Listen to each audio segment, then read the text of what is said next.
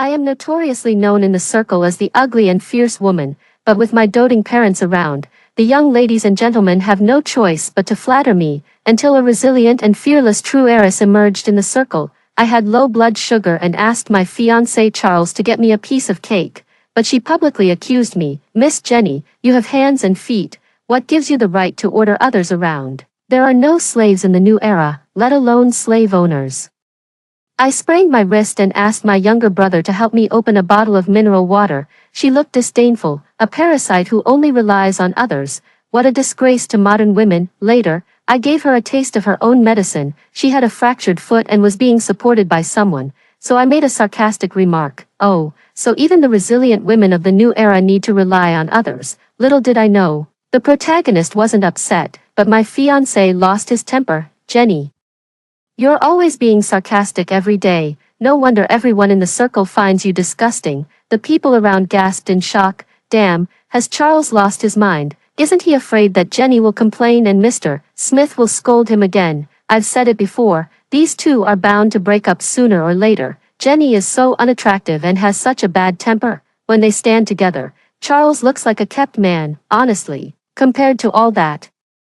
I'm more curious whether Charles would feel nauseous kissing Jenny. Sneers and laughter echoed all around. My expression darkened inch by inch. Charles's expression was tense. He had blurted out those words without thinking, and now a hint of regret was beginning to show on his face. You, Charles. Before he could explain, Crystal, the true heiress of the Smith family who had been switched at birth by a nanny and had only recently been recognized, spoke with emotion. I thought in this circle, everyone just blindly follows trends, fawning over those good-for-nothing heirs who live off their parents. Now I realize you're different. Her face was full of emotion, her eyes tender and affectionate, with her sweet and innocent appearance. Charles's expression, which had just relaxed, tensed up again. He looked at me coldly, his tone commanding. Jenny, apologize to Crystal. I was full of confusion and almost laughed in frustration. Are you worthy? Charles was taken aback for a moment.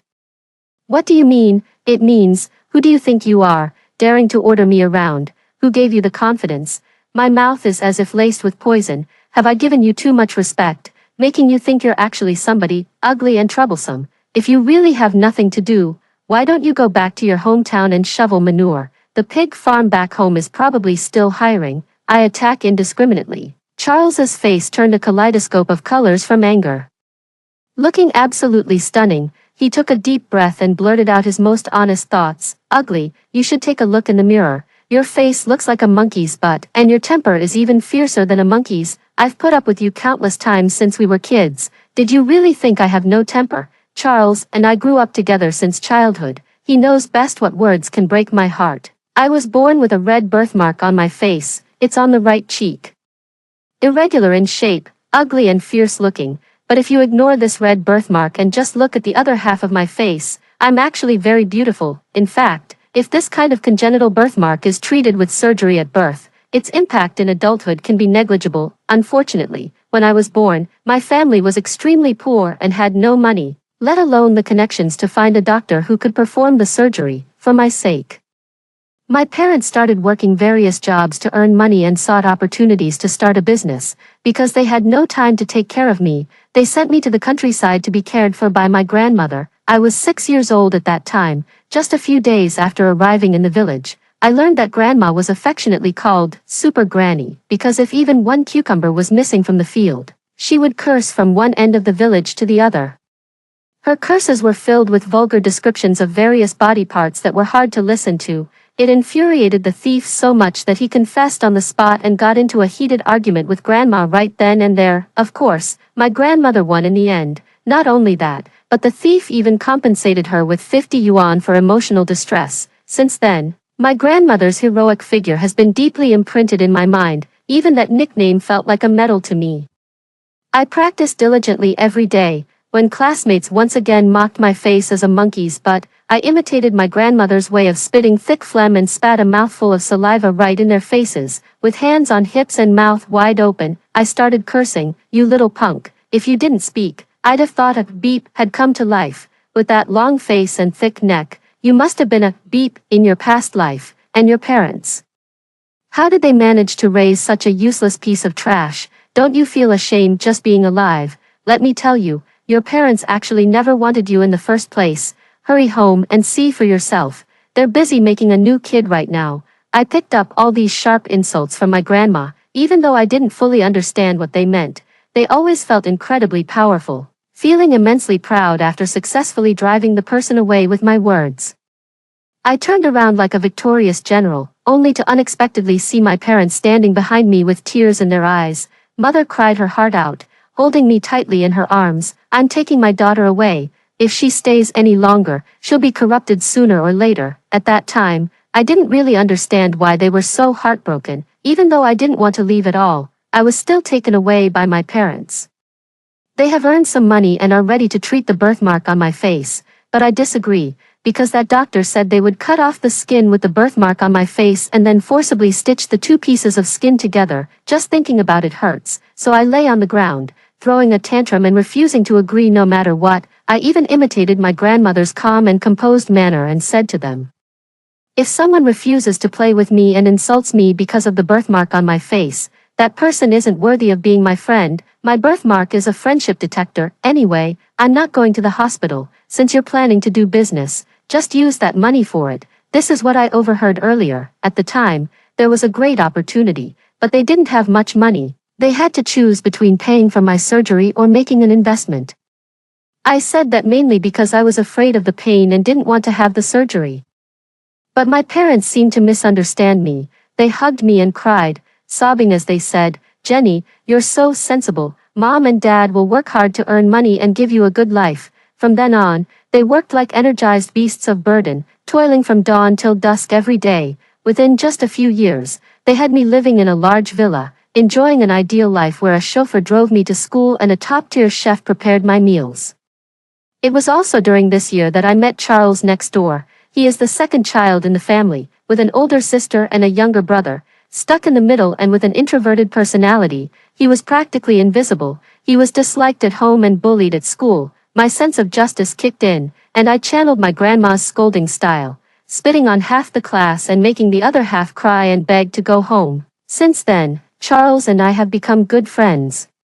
When I saw him being bullied, I eagerly rushed over to protect him, and he would also step in and confront others when I was called a monkey butt. My parents felt that he was sincere toward me and straightforwardly arranged our engagement. In doing so, he even gave up many benefits to the Smith family, turning Charles from the neglected second child into the family's cherished treasure. From the age of 12 to 22, I became a hot-tempered, unattractive, and fierce woman whom no one dared to provoke. He, on the other hand, grew more and more handsome, gradually becoming the Prince Charming in our social circle. Everyone praises him for his good temper and gentle nature. I feel quite proud. After all, a man is a woman's face. His praise reflects well on me. So, over these 10 years, I always believed our relationship was unbreakable. Who would have thought that he would also become the one to call me monkey butt?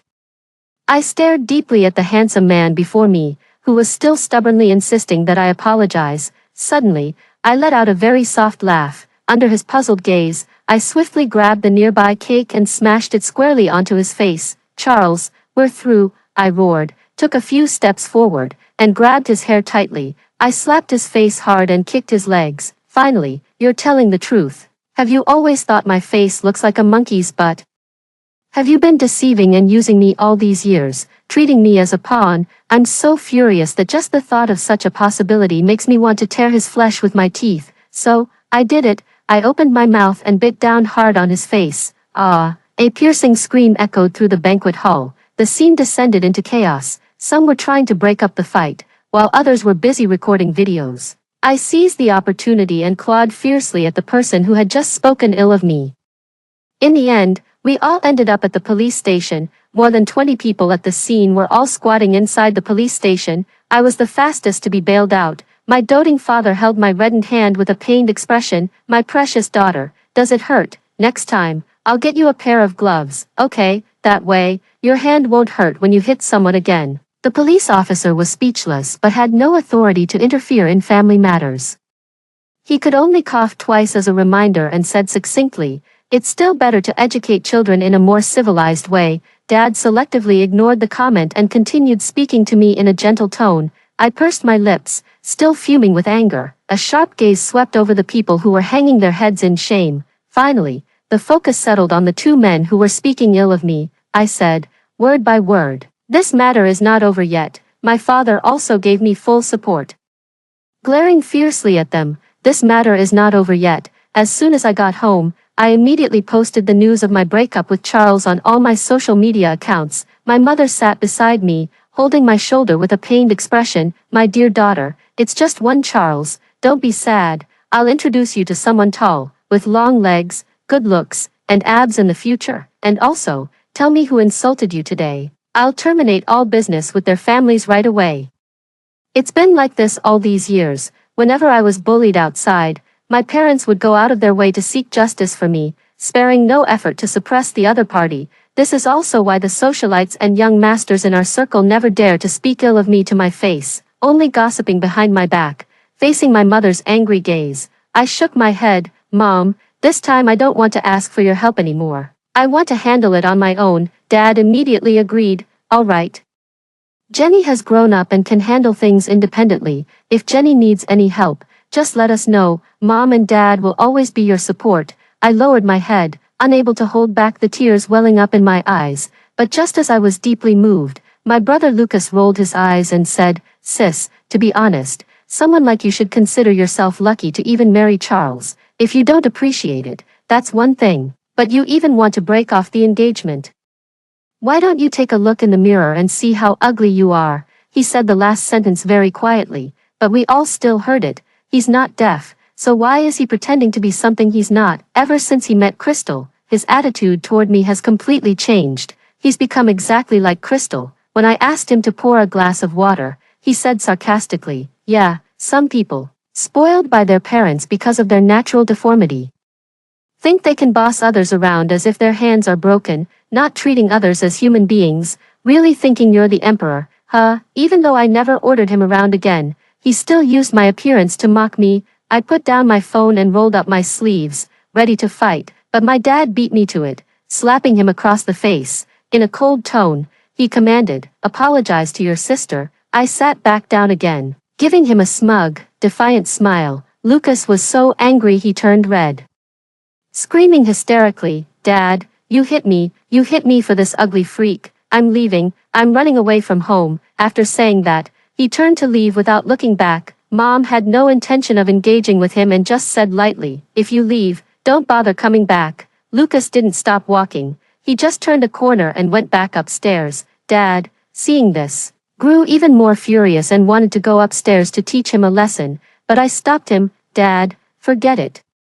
I wasn't that kind-hearted to let him off," so I added, "We'll educate him later. First, help me contact the hospital. I want to have laser surgery to remove this birthmark." Actually, with medical technology becoming more advanced these days, I've also thought about getting rid of the birthmark. However, over all these years, I never really paid much attention to the birthmark. And the excuse I came up with back then, using it to test people's sincerity just to avoid surgery, now feels a bit embarrassing. As for my parents, I'm not sure if they were truly convinced by my reasoning or if they were just trying to protect my self-esteem, but they never brought up the surgery again all these years. After all, they're wealthy and influential, and with them around, no one could ever bully me. But after what happened this time, I've come to realize something. Testing true love with a birthmark is nonsense. People are superficial. Otherwise, why would Charles, who passed the birthmark test, change his mind so easily? When I mentioned I was planning to remove the birthmark, my parents were stunned, and then their eyes welled up with tears. "Daughter, you've finally come around." Mom hugged me tightly with relief. "I'll contact the hospital." Dad quickly took out his phone to make a call, afraid I might change my mind the next second. In an instant, I felt extremely embarrassed. As expected, my parents were just trying to protect my self-esteem. My dad was very efficient and contacted the most authoritative hospital in the United States for me that very evening. The flight tickets were also booked. Before boarding the plane, my mother hugged me reluctantly. "Sweetie, are you sure you don't want me to go with you? Aren't you afraid of being alone? Maybe I should still go with you." Lately, our family's company has been handling export trade, and sometimes Mom and Dad don't come home until 11 p.m. I shook my head and said, "No, I want to go by myself. When I come back looking prettier, I'll amaze you all." Dad was crying his eyes out. "Jenny, You're the one who hates pain the most. I just transferred 100 million to your bank card. Please, don't hold back on spending for my sake. After saying that, he pushed the 6-star chef beside him toward me. Sweetie, since you can't get used to the food in that place, I'll have our family chef go with you to take care of you there. Okay, I was speechless. All right then. Please don't cry anymore. I'm leaving now. Mom waved. Go ahead. Dad covered his mouth and cried. Don't save money for Dad, I said. Yeah, it takes 11.5 hours to fly from Shanghai to the United States. I received a call from Charles as soon as I got off the plane. Over there. He was furious. Why aren't you answering the phone? Do you know how many times I've called you? I went to your place and you weren't there either. What exactly were you doing? I picked at my ear and asked him casually, do you care about me? The other end paused for a second, their tone tinged with a hint of awkwardness. Otherwise, you're my fiancé. Who else should I care about if not you? Also, what do you mean by posting about calling off the engagement online? I didn't even hold it against you for biting me. And you're still going to keep acting willful. Me, willful. From childhood to adulthood, aside from cursing, I've never done anything out of line. I have always been a law-abiding, good citizen. Now that I've given them a taste of their own medicine, I have to apologize to others, and I'm being ordered to apologize by my ex-fiancé. I laughed and asked him, Charles, what are you pretending to be, acting so convincingly? You almost moved yourself, didn't you? Do I need to award you the best performance prize, also? You don't actually think I'm just playing around with you, do you? That if you say a few nice words, I'll come running back to praise and protect you like before. I lashed out without mercy. You little punk, go home and carry manure. Spitting at the phone, I blocked and deleted them in one go. Then, I checked into a luxury hotel with the chef for 69,999 yuan a night. The next day, I woke up naturally and went straight to the hospital for a checkup.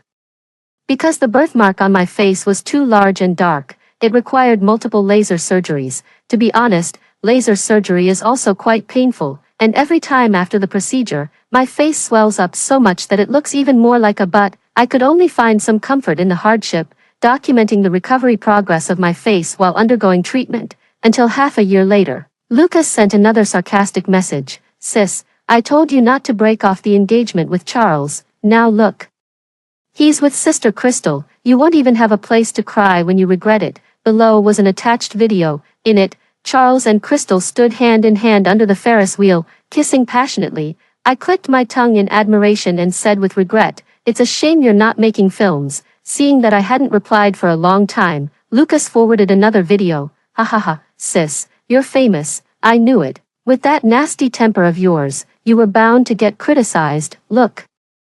The vicious heiress orders her friends around and resorts to violence when she's unhappy, saying you're an ugly but invincible woman is practically a compliment. I clicked on the video in confusion, only to find it was footage of me violently attacking Charles 6 months ago. The video had been deliberately edited, with parts cut out from the beginning and end. It was also overdubbed with passionate commentary. Having money makes you so arrogant. Breaking up a young couple is one thing, but even biting someone else's boyfriend, that ugly monster must be a dog. Opening the comments section, I found everyone was cursing me out. The most upvoted comment was from someone claiming to be an insider. The video is right. Jenny, relying on her powerful father, often bullies us. Once, when I bought her water and was just 1 minute late, she yelled at me, called me a cripple and an idiot. As for the matter with Charles and Crystal, I can't say much, but these two are truly in love. Next, reply immediately. I knew that monkey but was a mistress. Only if Charles were blind would he date such an ugly creature. Exactly, our Crystal is so beautiful, and in the video, the way Charles looks at our baby is just mesmerizing. It's so sweet. I raised an eyebrow, almost amused by these mindless remarks. Charles and Crystal, the perfect couple, the loving young sweethearts, in less than a year of knowing each other. I went from being a fiancé to the other woman, Jenny. I've packed everything, let's head to the airport now. The chef uncle pulled the luggage, his face filled with excitement about returning to his home country. I rubbed my fingers together and finally decided to delete the explanatory post. Arguing, of course, is only satisfying when it's face-to-face. This time when I returned to the country, I didn't tell anyone, not even my parents. Just like when I first decided to go to the United States to remove my birthmark, leaving decisively. Returning just as unexpectedly, my family's villa was brightly lit, with many luxury cars parked outside. Before I even got close to the house, I could hear a noisy chatter. "Hey, Lucas, I bet your ugly sister isn't traveling. She's probably hiding somewhere crying because she's so hideous." The person speaking is the one who, at the banquet, said my face was ugly and my temper was bad. His name is Barry, and he often runs errands and buys things for me. He's also the one who was late by 1 minute and got scolded by me for being a lame-brained idiot. Who cares if she's dead or alive? A shadow of gloom flickered in Lucas's eyes. Since I was a child, my dad and mom have always favored that ugly freak, and they didn't even tell me where that ugly freak went. At that moment, a gentle voice came through. "Lucas, you don't need to be so angry. After all, you're a boy. Even if your parents favored Jenny, this family will still be yours in the end. If you don't like her," Crystal's lips parted slightly, a mix of jest and seriousness in her tone, "you can kick her out of the house in the future, not give her a single penny, and then out of sight, out of mind." Lucas's eyes lit up. "Yeah, why didn't I think of that? I'll just keep buttering up those two biased ones for now. Once the company is in my hands, how I deal with Jenny will be entirely up to my mood." As he finished speaking, he seemed to be imagining the wonderful life ahead. He raised his head and drained the red wine in his glass. I let out a cold laugh and walked a few steps into the living room. "Your parents aren't even dead yet, and you're already thinking about how to take over the company and kick your sister out of the house." Lucas's eyes darkened as he looked at me coldly and said, "Who are you? Who allowed you in?" His gaze was icy, clearly not recognizing me. Without wasting words, I stepped forward, grabbed his hair harshly, and slapped his face while cursing. "You little brat, after half a year, you've got some nerve. Huh, daring to scheme against me, even thinking of taking over the company and kicking me out of the house. Dream on, you stupid idiot. Even if the family business were given to a turtle, it wouldn't be given to a scoundrel like you." The people around, hearing my signature cursing, instantly guessed who it was. "Jenny, damn, did she get plastic surgery in the past 6 months? How did she become so good-looking? Damn, which hospital did she go to? There's no trace of surgery at all. It doesn't seem like she had surgery either. Which plastic surgery hospital could make it look so natural?" When she hit Lucas, her whole face was straining. If it really was surgery, I'd kneel and beg for the hospital's address. Unlike the fight 6 months ago, this time no one stepped in to break it up. In just 3 minutes, I had beaten Lucas until he was bruised and swollen. His pupils were dilated, yet he was still cursing under his breath. "You ugly freak, how dare you hit me? Do you believe I'll tell mom and dad and have them kick you out of the house?" The last sentence was uttered with no force at all, barely a whisper of breath. I laughed, grabbed him by the collar, and threw him over my shoulder, slamming him hard onto the ground, then informed him, "No need to tell mom and dad. I'm announcing right now, you're kicked out of the house. You've only been my brother for a few years, and you really think you're the young master of the Jackson family. A stray dog I kindly took in has turned into an ungrateful wretch. I spit on you. I tell you to get out, and you better scram right away. Lucas is not my biological brother. My parents only had me. After I was born, my father cried and insisted on getting a vasectomy, refusing to let my mother suffer any more. One winter when I was 9, I found Lucas curled up by a trash can on my way home, nearly dead. Quickly call mom and dad to take him to the hospital." When he opened his eyes and saw me first, he said groggily, "Am I dead? I actually saw a fairy, sister." He gently touched the birthmark on my face. "Sister, it looks like there's a flower on your face." I was overjoyed by this compliment. After my parents and the police confirmed that he was an orphan who had run away from the orphanage, I threw another tantrum and insisted that my parents adopt him. At that time, Lucas was very young, only 4 or 5 years old. He had been exposed to the cold for too long and fell seriously ill, completely forgetting the already vague memories he had from before. Neither my parents nor I ever told him that he was actually adopted. For over a decade, we have always loved him as if he were our own. Who would have thought that the pain would bring out such an ingrate? "Lucas, are you okay?" Crystal snapped back to reality and hurried over to Lucas to show her concern. Upon seeing the blood and bruises on his face, her almond-shaped eyes widened in shock, and she glared at me, saying, "Jenny, do you have any manners? How could you hit your own brother so harshly? Why are you so vicious? Let me tell you, no matter how much you've improved your appearance with plastic surgery, it can't hide the ugliness inside you." Half a year later, Crystal still only had those few lines. It doesn't hurt me at all. Stepping forward, he took out his phone and played a video. In the video, Crystal cried to the camera, "Actually, Charles and I have liked each other for a long time. If it weren't for certain people, we might have gotten married long ago." She used her parents' influence to break off the engagement with Charles and made his life difficult. She even pressured Charles's parents, saying that if she wasn't appeased, Charles wouldn't be allowed to marry, otherwise, let Charles's family go bankrupt. Woo woo. There is a comment in the comment section below asking, "Who is bullying you? Give us the name, otherwise how can we speak up for you?" Crystal is also very smart and didn't write my full name. I can only share this much, I can't tell you the rest. But then a small account replied, "Her name is Jenny. The eldest daughter of the James group, and she loves bullying others the most." This comment portrays me as an utterly wicked, beauty-obsessed, and domineeringly handsome guy snatching, incredibly ugly woman. I looked at Crystal with a half-smile. "This account is yours, isn't it?" Crystal shuddered, yet her face still wore that innocent, pure expression. "Yes, it's me, what's the matter?" The next second, she let out a piercing scream. Before she could finish speaking, I grabbed her hair roughly, reaching for an open bottle of red wine. I smiled and said, "It's good that it's you. Every grievance has its cause, and every debt has its debtor. Today, I'll give that foul mouth of yours a good rinse, to keep you from making up rumors and spewing nonsense for no reason." I poured the entire bottle of red wine into her mouth but tightly gripped her neck to prevent her from swallowing. "Wait until she's almost suffocating, then slap her hard across the face. Don't you dare pass out. I'm not done having fun yet." After finishing a bottle of red wine in this manner, I went to the TV to cast the screen. I looked at the people in the living room who had been invited to the party.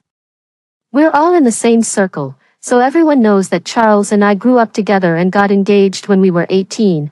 Picking up the remote, I lightly pressed the play button and smiled as I turned my gaze to Charles. But then, my fiancé and Crystal had only known each other for less than 3 months before they ended up in bed together. Cheating is one thing, but how could you have the nerve to swindle money from me to support your mistress? TSK.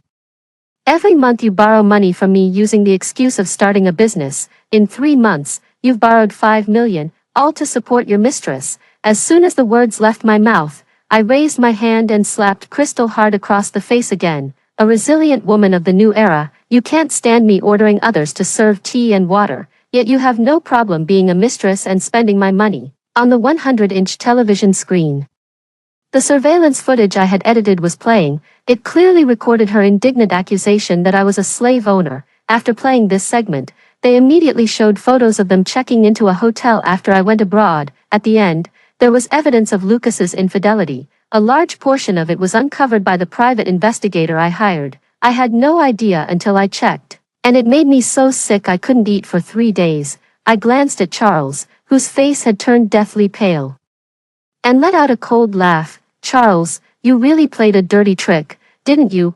I kicked him in the crotch. "So you've fallen for someone else, huh? You could have just told me. I'd be more than happy to let you two lovebirds be together. But why are you sleeping with her while deceiving me for money?" Fortunately, during those 3 months, I was busy with company matters and didn't get too close to him. Otherwise, I might have caught some nasty disease without even knowing it.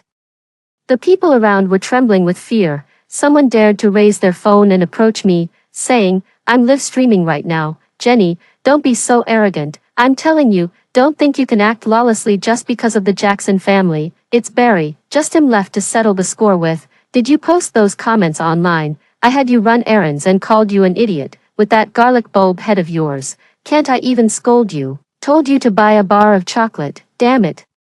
I gave you $2,000 for the errand, and you ended up flirting with some girl on the way, pestering her for her WeChat. I was about to die from low blood sugar. Who else should I curse but you scumbag?" Barry isn't really part of the circle. He's a student from a poor family who worked hard to become my high school classmate. He has a father who is an alcoholic and abusive, and a stepmother who constantly wants to keep him under her thumb. Once, his father came to the school, demanding that he drop out to work and support the family. He cried so bitterly that it moved me to pity, and I helped him out that one time. He knew how to handle things too. From then on, he became my little sidekick, willing to do anything without complaint. I casually handed him all the errands that needed running, paying him at least $2,000 each time. with the farthest distance never exceeding 200 meters, all these years, by my side.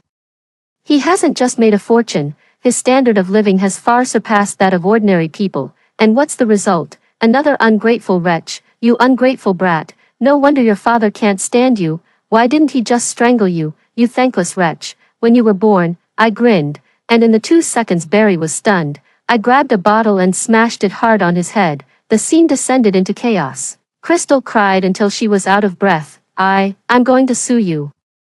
I'll make sure you go to jail, kicked Barry away with one foot, I laughed with my hands on my hips, sue me, huh, no problem, I'm sure your parents will force you to sign a letter of forgiveness for me, my gaze swept over the 4 half-dead individuals one by one, I generously said, whatever amount you want to claim today, just name it, I can afford it. As soon as the words were spoken, the police broke through the door. I showed no fear and even stepped forward proactively.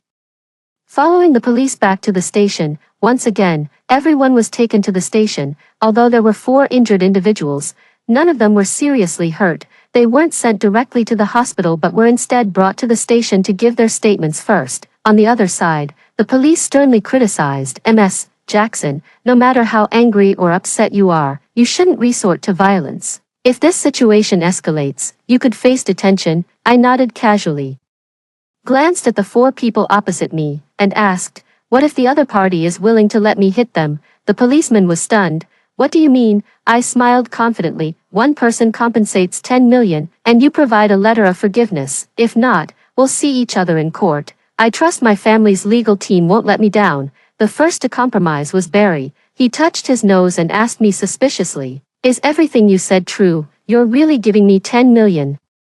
You can choose not to believe it. He gritted his teeth, thought for 2 minutes, and finally nodded in agreement. I'll sign the letter of understanding right now. The second one was Charles, whose face still looked a bit pale. He pursed his lips tightly, putting on a deeply affectionate expression. Jenny, I'm the one who wronged you.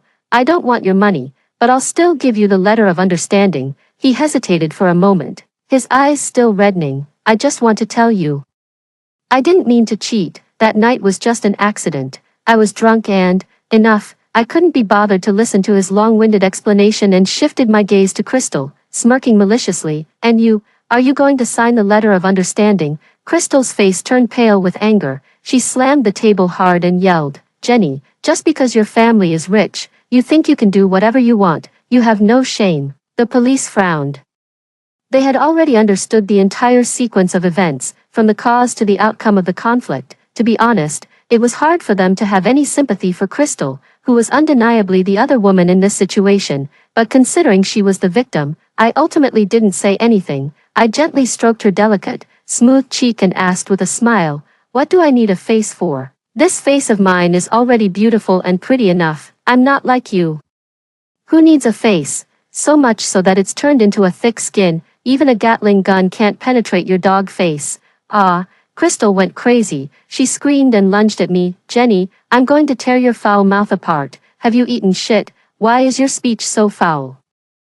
Where is your upbringing, where the hell are the high society manners you learned, you're just a fucking idiot. I took a step back and laughed at the sight of her flailing around on the ground. You look like a turtle spirit. At that, she became even more hysterical, even more frantic, insisting on struggling to lunge forward to hit me, during which she also scratched a police officer's face, a female police officer. Unable to tolerate it any longer, firmly grabbed her by the collar, pinned her against the wall, and angrily scolded in a low voice, if you have any grievances, tell us, and we will help you handle it. If you don't want to sign the letter of understanding, you can also sue her, but don't go crazy here, otherwise, it will all be treated as obstructing police officers in the execution of their duties and assaulting a police officer. Crystal's face turned pale with fright, then gradually calmed down. I spoke up again, looking at the officer who had been scratched. Ouch, that looks pretty bad. You'll need a rabies shot, right?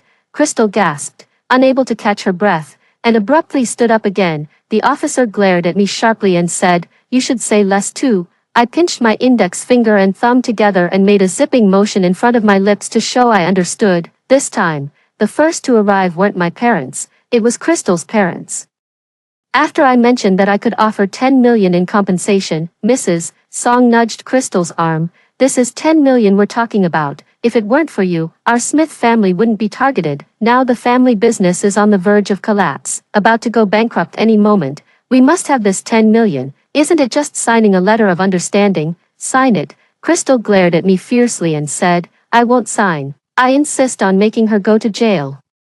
I really admire her stubbornness and pride. "Very well, I'll add another 20 million. Will you sign for 30 million? This time, Crystal fell silent. I smiled and tossed the pen over. "Sign it." After everything was settled, my parents rushed over from another province. As soon as they arrived at the police station, they saw me at first glance. My mother hugged me excitedly. "How did my precious daughter become so beautiful? Let me take a good look. Is this really my baby girl?" Dad's eyes welled up with tears again. "It's been half a year since we last saw you. Every time we wanted to visit, you refused. Do you have any idea how much your mom and I miss you?" Dad looked me up and down before tearfully pulling both Mom and me into a hug. "You've lost weight. My daughter has lost weight." I pouted playfully. "No way. I've actually gained 5 pounds since before I went abroad. It's better for our precious daughter to be a bit chubby. What would you like to eat?"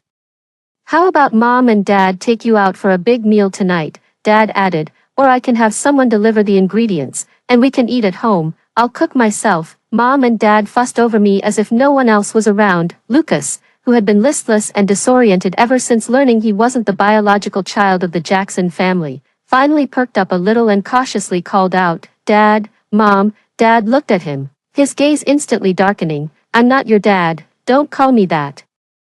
I'm not your mom either. You were picked up by my precious daughter from beside the trash can." Mom had sentenced Lucas to death. "We saw what happened at home today on the surveillance footage. We never expected this. We've treated you so well, and not only are you ungrateful, but you even tried to kick my precious daughter out of the house. Let me tell you, if it weren't for Jenny begging us, we wouldn't have adopted you in the first place.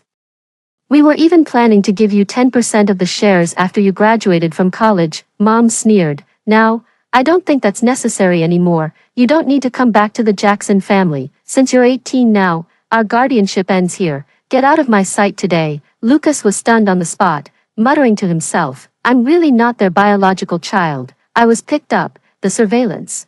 I remember I clearly turned it off."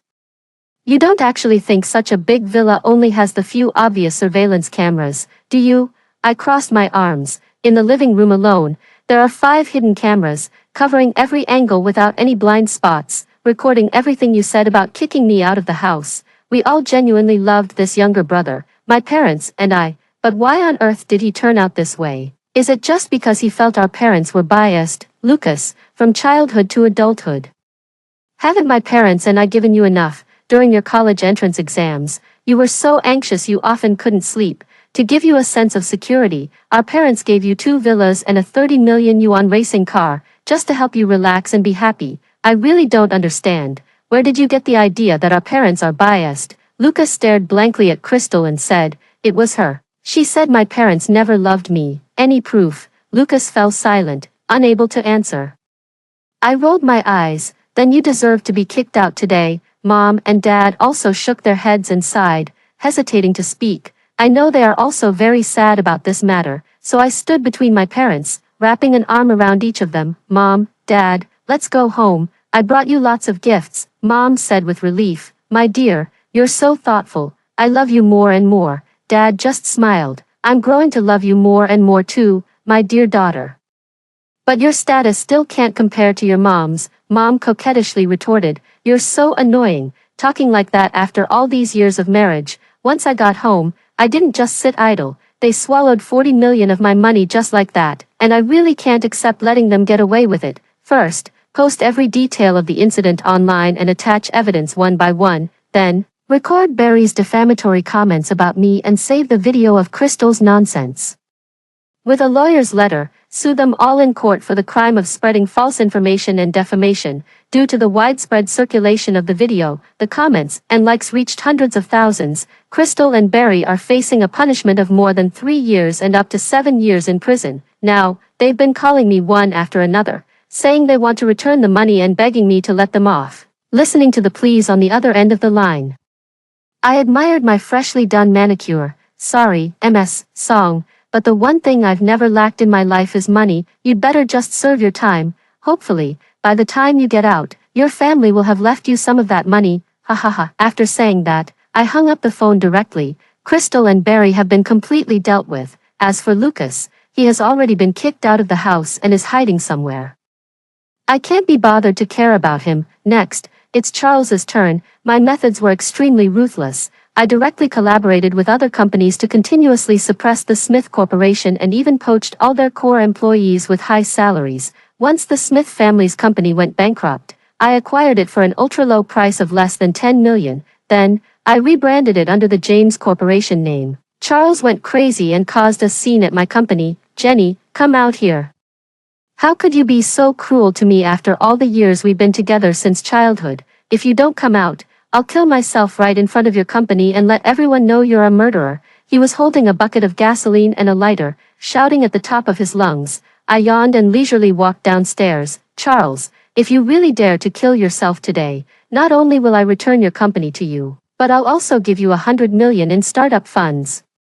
Charles froze, and I added with a smile, on the condition that you're really dead. Of course. The next second, Charles's face was filled with humiliation as he glared at me with resentment. 2 minutes later, tears welled up in his eyes, and he knelt before me, humbly clutching my high heels with his hands. Jenny, I was wrong. I shouldn't have yelled at you, and I shouldn't have cheated. Can you forgive me? I swear. I will treat you well from now on, as long as you can forgive me.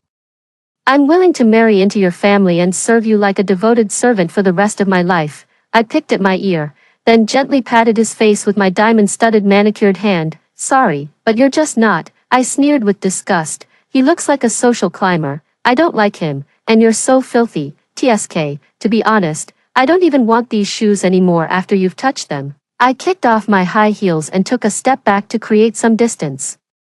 But since you said we're childhood friends, I'll reluctantly point you in the right direction. You're so fair and delicate. I have a few wealthy older sisters who are into guys like you, of course. I smirked maliciously. There are also wealthy and leisurely uncles and grandpas, and they pay even more. If you're interested, I can help set you up with them. Charles was furious, unable to hold back a low growl. Jenny, I'll kill you. He lunged at me with all his might. But before he could even touch a corner of my clothes, he was pinned to the ground by the bodyguards. I rolled my eyes. Come on, I have a whole team of bodyguards protecting me day and night. If you want to pull a surprise attack, use your brain a little more. Tall trees catch the wind. I'm not stupid, with such a large fortune, and yet you don't know how to protect yourself. Whenever I go out for a drive, even whether the brakes are working or not is checked by professional bodyguards for me. I snorted lightly and turned back to continue working at the company, but before things had even settled down for 2 days, someone else came knocking at my door. Lucas held a thermal lunchbox, cautiously watching my expression. Sis, I waited in line for 2 hours to buy these crab roe buns from the south of the city for you. I raised my hand to stop him. No, I'm afraid you might have poisoned them. If you have something to say, just say it directly. Lucas bit his lower lip and knelt before me. Sister, I know I was wrong. It was Crystal who brainwashed me. That's why I treated you that way and said those outrageous things. I know my sister loves me the most. I really know I was wrong. Please let me come home. He cried uncontrollably, looking as if he genuinely regretted his actions. I wrinkled my nose and sneezed 10 times in a row at him, spraying him with saliva before finally stopping. After taking in the disgust and disdain in his eyes, I sighed and shook my head. Sigh, you say you know you're wrong, but after seeing me sneeze so many times, you didn't even ask if I have a cold or a fever, although, being treated like this would make anyone frown and feel disgusted. But who told me to be nitpicky? Go away. No matter how much you say, I won't agree to let you into the house. After all, there have been too many times when good intentions went unrewarded. And I've become completely disheartened. Now, I just want to enjoy my immense wealth all by myself. After having the bodyguards escort him out, I indulged in the gourmet food prepared by the top chef, overlooking the most bustling night view of Shanghai. I sighed with emotion. How lonely it is to be invincible. For a long time after that, Lucas and Charles often came to the company to cause trouble, playing the emotional card. They also tried to go live and wage a public opinion war to force me to forgive them. I really didn't want to see them, so I simply hired some thugs to keep an eye on them. This move was very effective. After being beaten a few times, they really behaved themselves. I heard from them again 5 years later, By then, they were about to be executed. The reason was that a rural woman had fished a suitcase out of the river, inside of which was a decomposing, foul-smelling corpse. After a thorough investigation by the police, it was discovered that the deceased was Crystal, who had just been released from prison. The perpetrators were Charles and Lucas. In court, they showed no remorse. Lucas angrily shouted, "If it weren't for her, I'd still be lounging in the villa, living my life as the young master of Shanghai. Chopping her into 8 pieces wouldn't be enough to satisfy my hatred." Charles coldly and viciously said, "I only regret not torturing her for a couple more days. If she hadn't seduced me, I would have married Jenny by now, and we might even have had children." I shook my head, feeling nothing but boredom. The next day, I went to Crystal's grave and burned 3 billion in spirit money for her. Crystal, you didn't get to spend this money back then, but now you can enjoy it to your heart's content. I still have to thank you. If it weren't for you, I wouldn't have known that there were such heartless and disgusting scumbags around me. As soon as the words fell, a fierce wind began to blow all around. Faintly, it seemed I could still hear Crystal's cursing. I laughed heartily, as if mocking her overestimation of her own abilities. "All right, if you're dead, just behave yourself. After all, this time, the 30 million won't require you to serve another 5 years in prison." I gave a wicked smile, turned around, and left, continuing to enjoy my wonderful life. After hearing the first story above, what are your thoughts? Feel free to share your opinions in the comments section. Next, there is another similar story. Let's continue to see. I'm a fake wealthy daughter, but in fact, Mrs. Duncan gave birth to a son back then. Later, the real young master, Lucas, was recognized and brought back to the Duncan family. I went from being the eldest daughter of the Duncan family to an adopted daughter of the Duncan family. However, the real young master developed different feelings towards me. Before my engagement, Lucas drugged me and imprisoned me in his private villa. In order to get me, he didn't hesitate to fabricate scandals to ruin my reputation. While he was busy with a business marriage to save the Duncan family business, I drowned myself in the bathtub of the villa. When I opened my eyes, I was reborn back to when I was 10 years old, before the real young master had turned into a Yandere. Kathy. Up ahead is the Children's Welfare Institute donated by your father in your name. Do you want to go down and take a look? If you don't want to, we can go home and open the birthday presents. Mom, I want to go and see. Mrs. Duncan was slightly taken aback, as if she didn't expect her spoiled little princess to be so sensible today.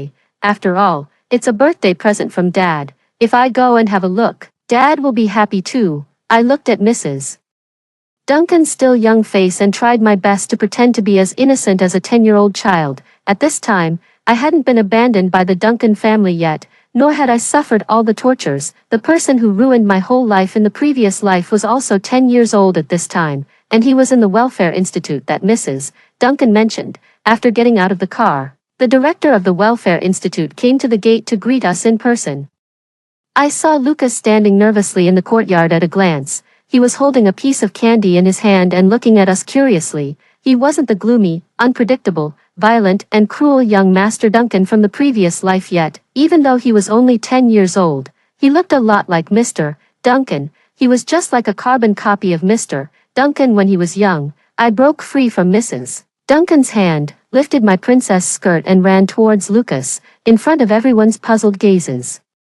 I took his hand. Mom, he looks so much like Dad. I want him to be my elder brother. Lucas was brought back to the Duncan family. I didn't miss the suspicion in Mrs. Duncan's eyes. She would soon go to prepare for a paternity test. After all, for a child who looks so much like her husband, there is a possibility that he might be an illegitimate son. In the previous life, when Lucas was 18 years old and working on a construction site, he was discovered by his father's assistant.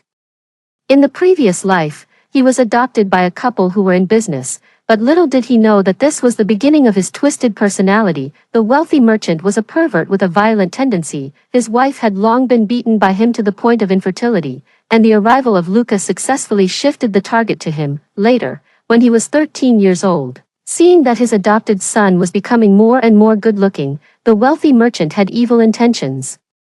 While his wife was not at home, he tried to molest Lucas. In the process of resistance, Lucas stabbed the wealthy merchant to death with a knife. He didn't spare the wealthy merchant's wife who came back either. In order to vent his anger, he brutally dismembered the two of them. Considering that he was under 14 years old and the circumstances were complex, He was finally sentenced to 3 years of reform through labor in a reformatory, after Lucas was released. Without an education or a place to live, he could only look for odd jobs everywhere, and he wandered around for another 2 years like this. These were all things he told me when he imprisoned me in the previous life. He said he hated me and hated that I had taken his life. After returning to the Duncan family, when my father heard that I had brought back a boy from the Welfare Institute, he didn't take it seriously at first.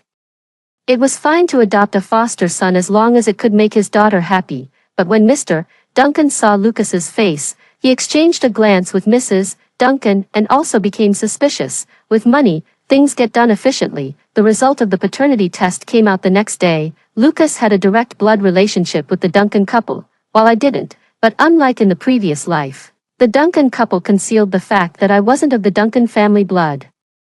They just publicly admitted that Lucas was their long-lost son. I was called the little lucky star by everyone, and by a stroke of luck, I had found my elder brother. From the moment Lucas was brought back by me to the moment he recognized his ancestors and returned to the clan, he was always in a daze. The 10-year-old boy, suddenly being told that he had biological parents and a younger sister, gradually showed a beautiful smile on his delicate little face. He would sweetly call me sister, hold my hand and play in the garden, catch butterflies for me, and help me comb my hair. Sister, I'm so happy now. He became more and more cheerful, while I gradually became silent. Lucas's previous name was Young. Mr. Duncan gave him the same name as in the previous life, Lucas. Every time the Duncan couple called him in this life, I would instinctively feel a tingling sensation on my scalp. Back then, they cooperated with their son to drug me.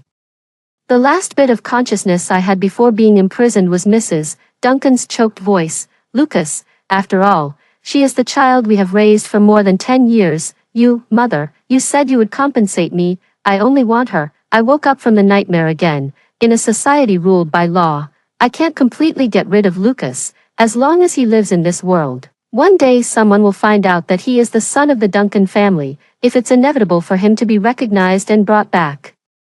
Then I will find him myself and prevent him from developing an antisocial personality in advance. I also made other preparations. I increasingly liked to wear gray and black clothes, and after entering junior high school, I put on large glasses for my myopia. The Duncan couple doted on their son who had been lost and found again to the fullest, and gradually ignored my existence. So I hid my increasingly beautiful appearance as I grew older, became taciturn, and made myself even more invisible.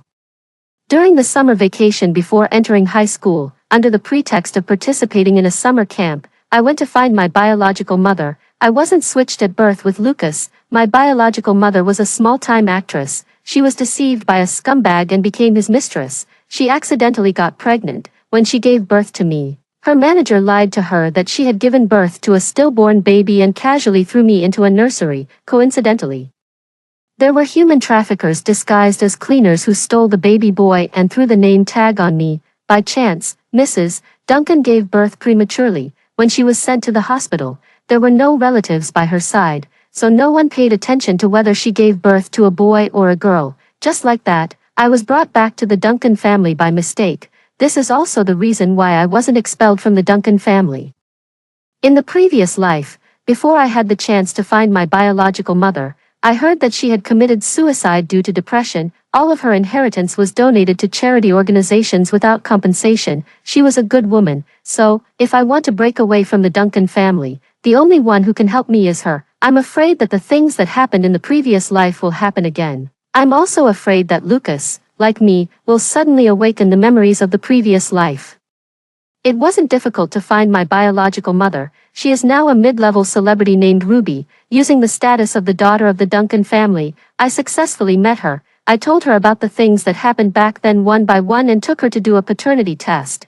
My biological mother held me and cried for a long time. She said that in her dreams, she often heard a girl calling for help from her. So she had been doing charity work, praying for her deceased daughter. Fortunately, in this life, we recognized each other. Mom, this is the money I've saved over the past few years. There's probably about $2 million in the card. Ruby wiped away her tears and pushed back the bank card I gave her in surprise. Kathy, what's this for? Mom, this isn't the Duncan family's money. Over the years, I've self-studied finance and anonymously worked as an investment advisor for some small companies and earned some money. I want to start a company in your name, in the previous life. Before the Duncan couple recognized Lucas, they had been training me to be their heir, so while I was going to school, I also had a tutor who taught me business knowledge. When Lucas came back, I had just celebrated my 18th birthday. At that time, I was already a famous investment genius. In this life, I used the contact information in my memory to anonymously contact many potential clients. After several successful investments, the clients also let down their guard against me and paid me a high consultation fee. All the work was done through emails, so no one realized that I was just a 15-year-old child. However, the money earned from being an anonymous investment advisor was very limited, and recently someone started to investigate me. I need a trustworthy adult to be my agent, having been reborn. I know so much information about the future, it would be a pity not to do business. Ruby completely trusts me. During this vacation, with my guidance, the company was established. I contacted a small number of channels and contacts based on my memories of the previous life. For now, it's enough. Soon, the new semester of senior high school started. I said goodbye to my mother and returned to the Duncan family. It's not the time to reveal the truth yet, under my intentional and unintentional interference over the years. Although the Duncan family isn't as powerful as it was in the previous life, it still shouldn't be underestimated. In H City, it would be as easy for them to crush my mother and me as to crush an ant. I need money and power, and I also need time to grow. 6. After the school started, Lucas and I weren't assigned to the same class. In 5 years, he had grown from the cautious boy in the Welfare Institute to a tall, handsome and cheerful young master of the Duncan family. But his grades were still not as good as mine. In the key class, I became desk mates with Clark. I had a very deep impression of Clark in the previous life. He was a top student in No. 1 middle school, always ranking first in the grade. After graduation, he was successfully admitted to the Aerospace University in B City. When I could still get information from the outside world in the previous life, I had read the news reports about him becoming the youngest deputy chief engineer in Huagua. The company on my biological mother's side was gradually getting on the right track. But it wasn't enough. Clark's family was a family of aerospace professionals. I planned to follow in his footsteps and enter the aerospace field. Once I became a talent key cultivated by the state, I would have an extra layer of protection. I wouldn't be like in the previous life, having my college entrance examination application tampered with by Lucas and being forced to stay at a university in H City. Hello, my name is Kathy. Please give me more guidance. Top student Clark. I pushed my glasses and greeted Clark. Yeah, so aloof. But it doesn't matter, I'm determined to stick with him. After the first class, Lucas ran to my class. Kathy, how is it? Are you getting used to the new class? Lucas sat in front of me, stroked my head, and put a large bag of snacks on my desk. It's very good, thank you, brother. I resumed my meek disguise at home. My well-behaved and sensible appearance attracted the attention of top student Clark. After all, just now I was discussing physics competition questions with him with a serious expression. That's good, I'll wait for you at the school gate after school. If anyone bullies you, come to me immediately. Okay. Over the years, I had become more and more withdrawn, embarrassing the Duncan couple many times. Since I wasn't presentable and wasn't their biological daughter, I naturally didn't receive their favor. I managed to get through the first year of senior high school without major problems, perhaps due to the mutual appreciation between top students. My relationship with Clark also became better and better, but an accident set off an alarm in my heart. The second year of senior high school was the age of youthful ignorance. Even though I applied yellow foundation every day and drew pockmarks on my face, I still received a love letter. Coincidentally, Lucas, who was passing by, saw it. He drove the boy away and ordered me in the tone of an elder brother to prohibit me from having a puppy love. That night, after just finishing an online meeting in the middle of the night, I wanted to go downstairs to get a glass of water. When I went out, I bumped into Lucas, who was all wet. It was 1 o'clock in the morning. Usually, at this time, everyone in the Duncan family had already gone to bed, and it had been like this for several years. I didn't have my disguise on my face at this time. I saw him looking at my face in a daze. And that expression, it seemed familiar. I pretended to be calm and greeted him, then took the water and quickly went back to my room. My heart was beating violently, and a huge sense of panic swept over me. In this life, Mr. and Mrs. Duncan hadn't told anyone that I wasn't their biological daughter. Logically speaking, Lucas shouldn't have any inappropriate feelings towards me. his so-called fraternal twin sister, I spent a nervous night. The next day, Lucas went to school with me as usual, but during the lunch break, Lucas blocked me in the school equipment room. "Kathy, don't you have anything to explain to me?" "What? Your face?" "Why?" As he spoke, he took out some makeup remover wipes that he somehow got. He held my chin with one hand and wiped off the pockmarks on the side of my nose with the other. I was afraid that someone would pursue me, and puppy love would distract me. Also, before, Dad said that we should get in touch with the young masters and ladies of other families more. I don't want a family-arranged marriage. I felt the strength of Lucas's hand pinching my chin gradually loosen. "If you don't want an arranged marriage, then there won't be one. I'm here for you, sister. But in the future, you can wear makeup if you want." To prevent some bad people from coveting my fairy-like sister, the tone in which he spoke softly was very similar to that of the crazy person in the previous life. He kept staring straight at my face, which was too much for siblings. Fortunately, the class bell saved me. Pretending to be in a hurry, I took the opportunity to break free from his restraint. When I returned to the classroom, I realized that my sweat had soaked through my school uniform. In the following days at home, I always felt that Lucas's gaze would fall on me intentionally or unintentionally. The memories of suffocation, fear, and the despair of being imprisoned came crashing back to me. I told Mrs. Duncan that I wanted to apply for competition tutoring and would go to the tutoring class to study after class in the evening. Lucas also wanted to go with me, but was stopped by Mr. Duncan after class. He also had to attend business tutoring or follow Mr. Duncan to participate in online meetings and review reports. So, with my deliberate efforts to keep off our schedules, apart from Lucas bringing me some snacks during the class breaks at school, the number of times we met alone was pitifully few. When the vacation arrived, Lucas went on a business trip to another city with Mr. Duncan. The tightly strung string in my heart finally relaxed temporarily. After half a month of tutoring, Mrs. Duncan forgot to arrange a driver for me.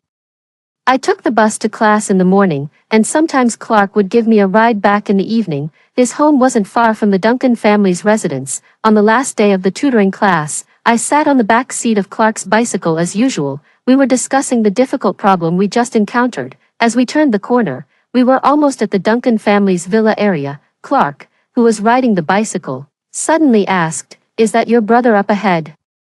I was stunned and leaned out from behind him. Standing at the intersection was Lucas, whom I hadn't seen for a month. He looked at us expressionlessly. Clark stopped the bicycle in front of him and nodded to greet him. Before I could say goodbye to Clark after getting off the bicycle, I was grabbed by the arm by Lucas and dragged inside. Clark stopped Lucas worriedly. "What are you going to do?" "I'm pulling my own sister." "Why are you meddling?" I struggled with Lucas's hand.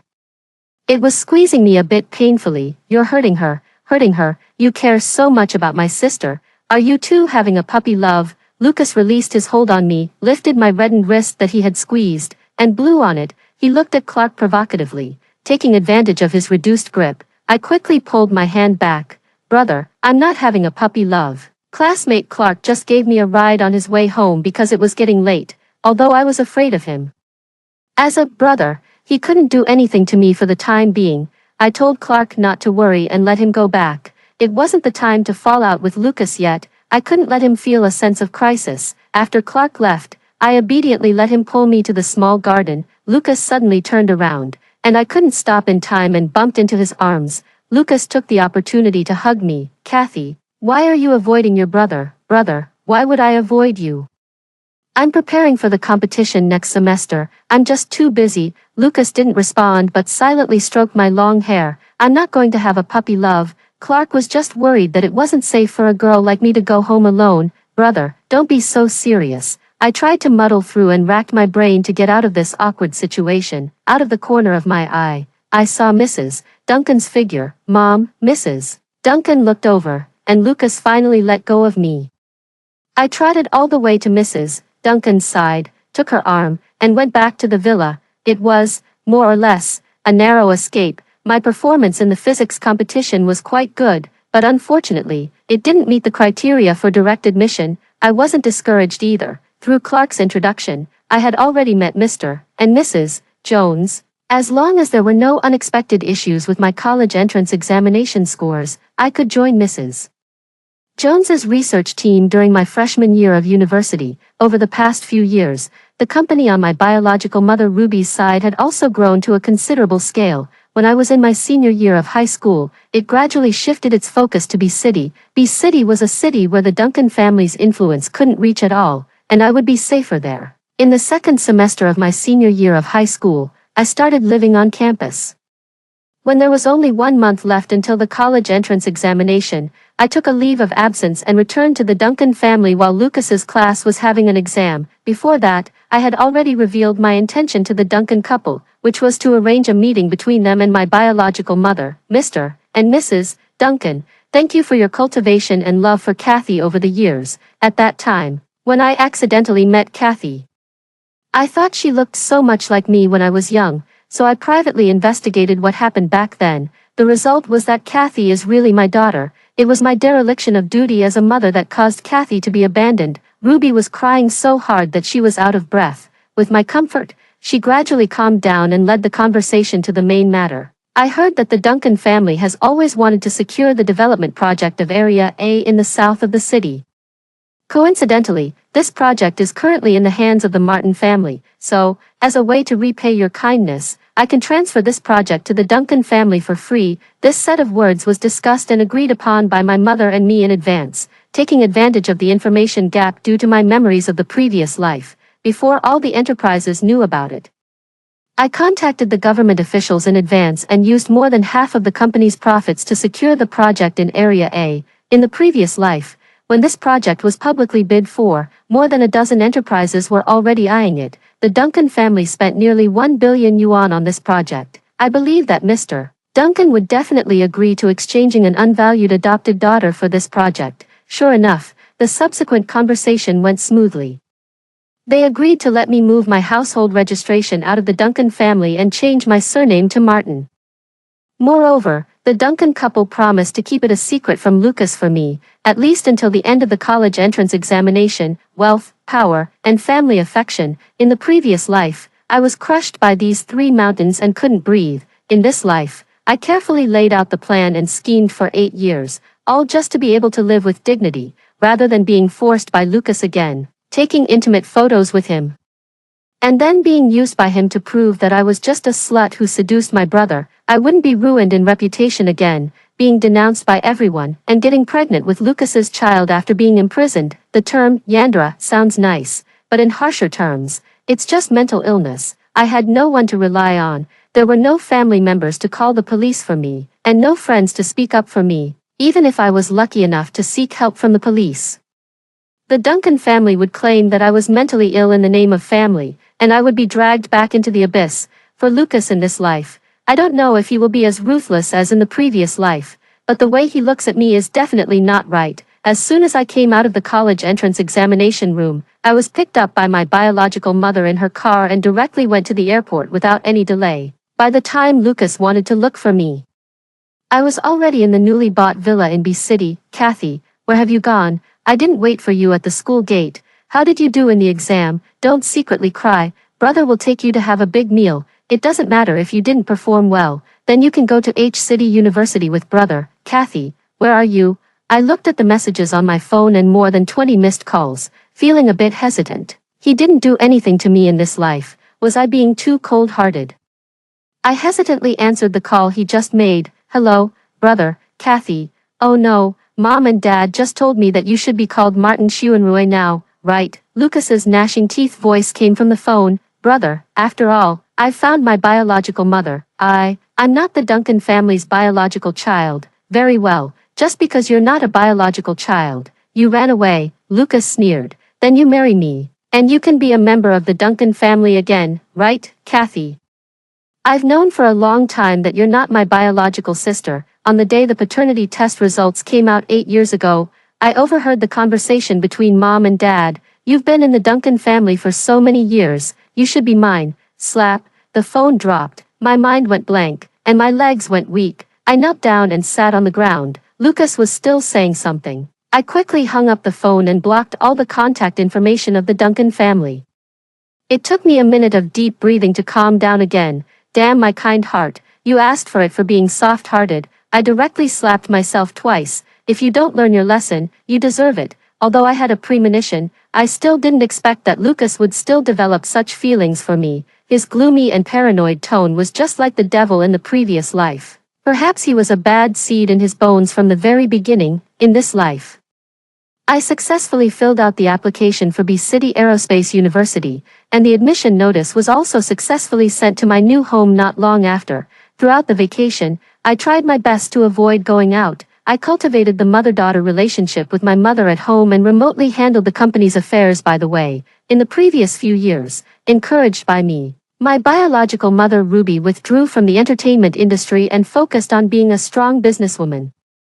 Now, the Martin Group is a rising star in B-City. When the new semester of my freshman year started, I wore a little dress carefully selected by my mother and went to report to the university in the family's luxury car. After being dressed up by my former celebrity mother, my appearance improved by several levels directly. The university campus forum exploded. In the video with the highest number of likes, it showed me getting out of the luxury car, along with the 3 bodyguards behind me.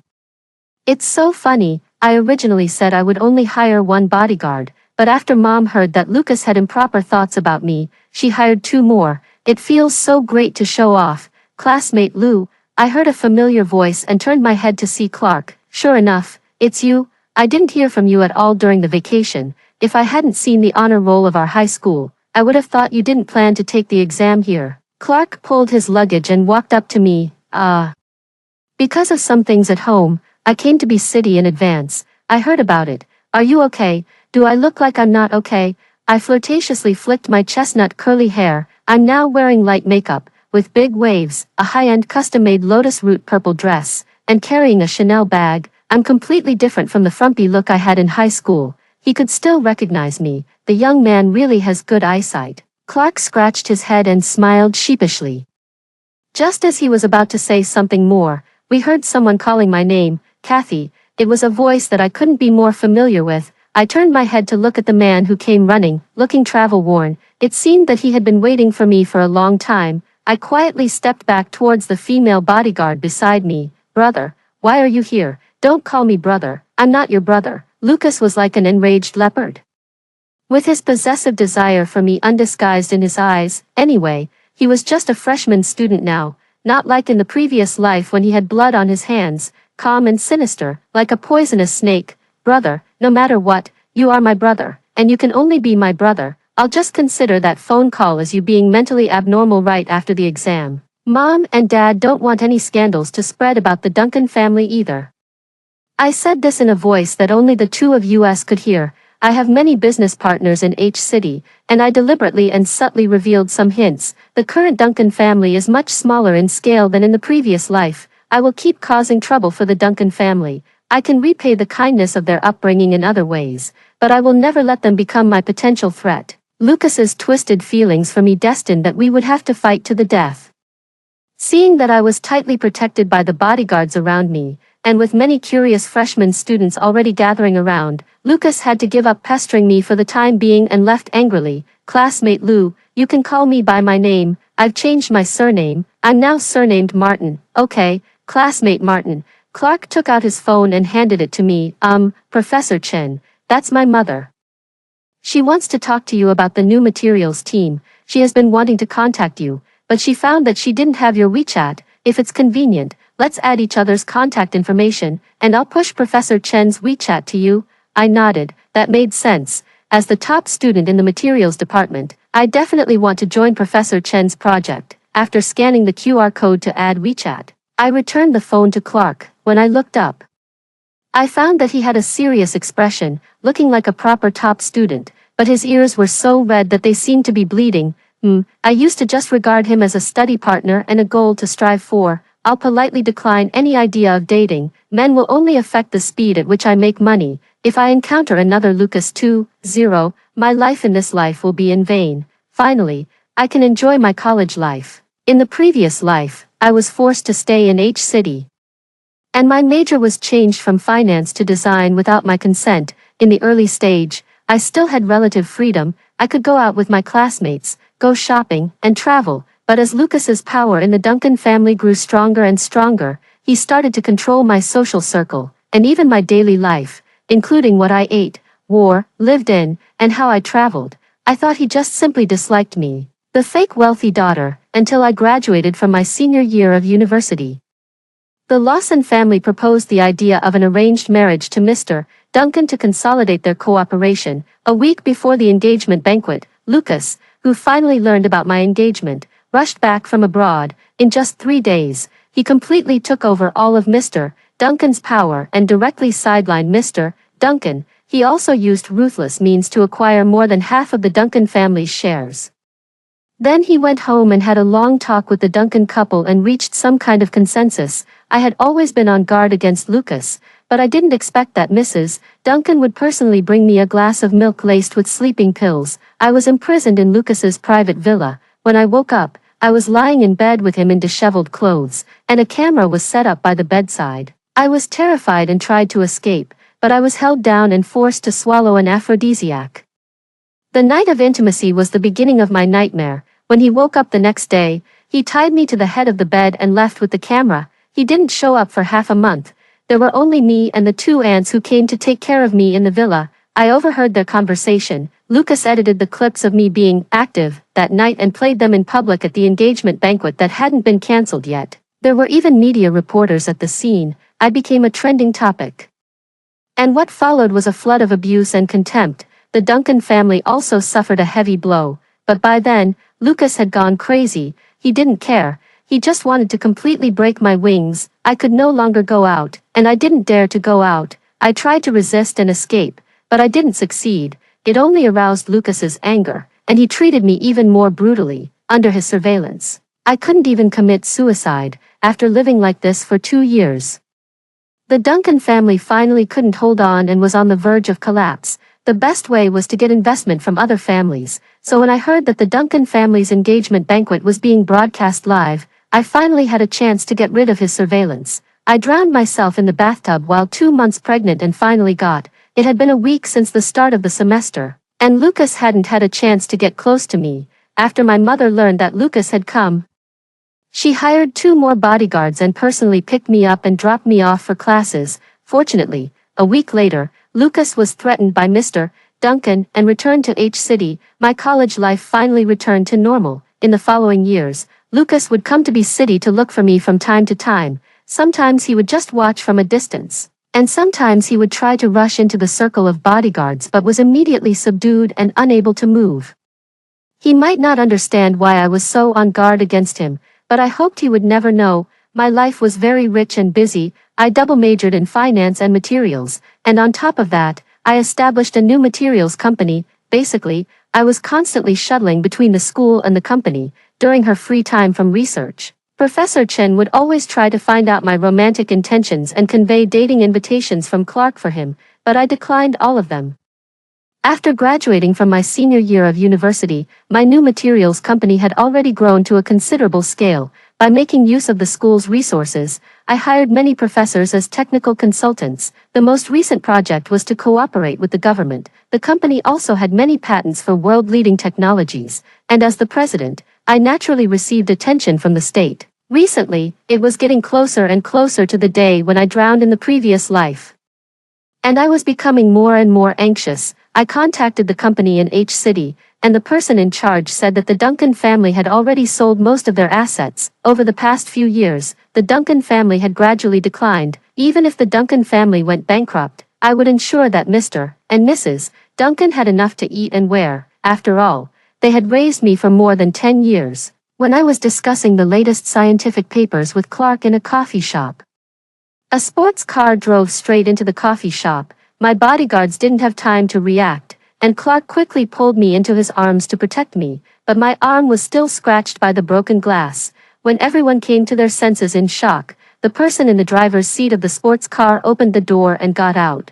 Blood was running down the side of his face from his head, and his eyes were sinister and crazy. He looked like a desperate man in a suit. At a glance, I recognized him. It was Lucas. It was the crazy and perverted Lucas from the previous life. He had come back too. The bodyguards surrounded us protectively. Lucas stared at me intently, and his left hand kept trembling slightly. This was the signal that he was about to take action against me in the previous life. But now he couldn't get close to me. Soon the police car arrived, and Lucas was handcuffed and taken into the police car. He didn't say a word during the whole process. He was detained for 10 days. When I went to see him, he wasn't in a good state. Kathy, Lucas called me in a hoarse voice. I ignored his gaze and asked him, "Do you still remember the things in this life?" "Yes, I just have an extra set of memories. Both me's are me. I finally understand why you ran away after the college entrance examination. It turns out that we had that kind of relationship in the previous life." Does that mean that Kathy has remembered the things of the previous life since she was 10 years old? You even called me brother for 8 years. You were so cute. I clenched my fists and took a few deep breaths to regain my calm. Lucas, why can't you just leave me alone? In this life, I didn't let you be hurt by that scumbag. You also received the best education. After you came back in this life, I've been living carefully. What else are you not satisfied with? Why do you have to torture me regardless of the consequences? I love you. What? Lucas rushed to the railing and stared into my eyes calmly. I might have fallen in love with you a long time ago. From the first time we met in the previous life, you were wearing a light pink dress, looking as beautiful as a princess in a painting, and you were full of kindness towards me, a murderer. When I heard you call me brother, I was fascinated by you. Why can't your heart belong to me? You were still carrying our child at that time. How could you be so heartless as to leave me behind? Shut up. I directly interrupted his affectionate confession. It gave me a headache to listen to it. What kind of twisted thinking did this person have? Lucas, in the previous life, you had personality defects and psychological abnormalities and didn't know what love was. I can temporarily understand that. But you haven't lost your values and your mind in this life, right?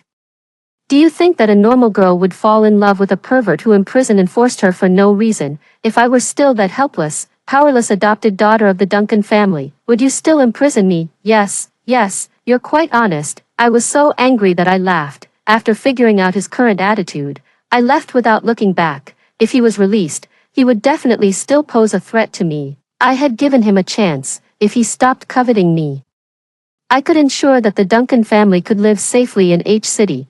But Lucas didn't plan to let me go. 14. Lucas was arranged to have a psychiatric examination. It was determined that he had an antisocial personality and a violent tendency. Considering that he had endangered public safety, the hospital suggested that the police send him to a mental hospital for treatment. Mr. and Mrs. Duncan quickly booked plane tickets and flew over from H City, after communicating with the police.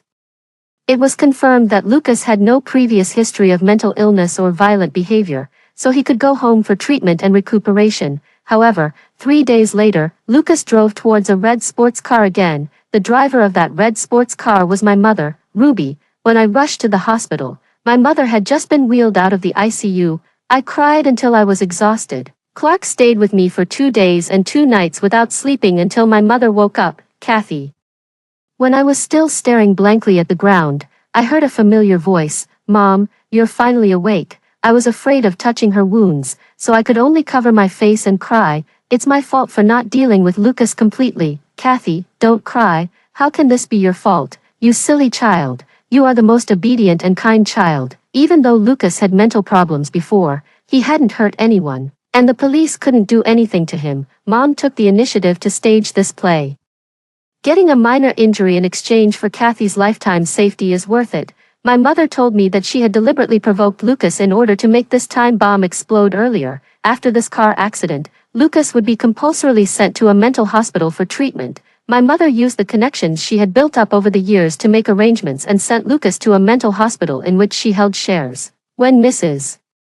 Duncan heard that her son had caused trouble again and was sent away, she fainted with a roll of her eyes. When she woke up again, she had a stroke and was paralyzed. The Duncan family in H City also went completely bankrupt. Mr. Duncan's hair turned white overnight. My mother gave them a bank card and a house. The money in the card was enough for the couple to live a comfortable old age. Clark had been pursuing me for 7 years, starting from our university days. Later, we got married.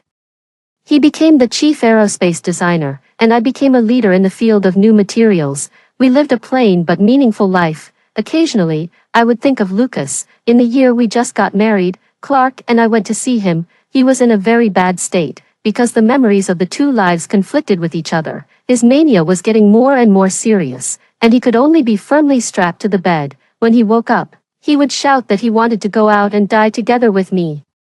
And then he would be given a sedative injection by the doctor and fall into a coma again. After my mother learned that Lucas wasn't cooperating with the treatment, she made arrangements with the doctors and nurses. As long as he said he wanted to hurt me again, electroconvulsive therapy, repetitive transcranial magnetic stimulation therapy, deep brain stimulation therapy, biofeedback therapy, etc., would be carried out in rotation until he became quiet. Sometimes I wondered if the Lucas in this life still had his own consciousness. I would get stuck in these thoughts. Clark asked me, "Then are you Kathy Martin in this life or Kathy in the previous life?" I said, "Of course, I'm the same person, I don't have schizophrenia." Clark smiled and explained to me, "That's right then, Lucas is both the him in the previous life and the him in this life. His essence hasn't changed. He just has an extra set of memories, but he still chose to hurt you." I suddenly saw the light. I stopped being care about Lucas. There were many other meaningful things in the world that I needed to do. I would no longer be troubled by unworthy people, and I would cherish the present and the ordinary happiness of this life. After hearing the two stories above, what are your thoughts? Feel free to share your opinions in the comments section. Looking forward to hearing from you. If you liked this story, don't forget to like it, share it, and subscribe to my channel. See you next time.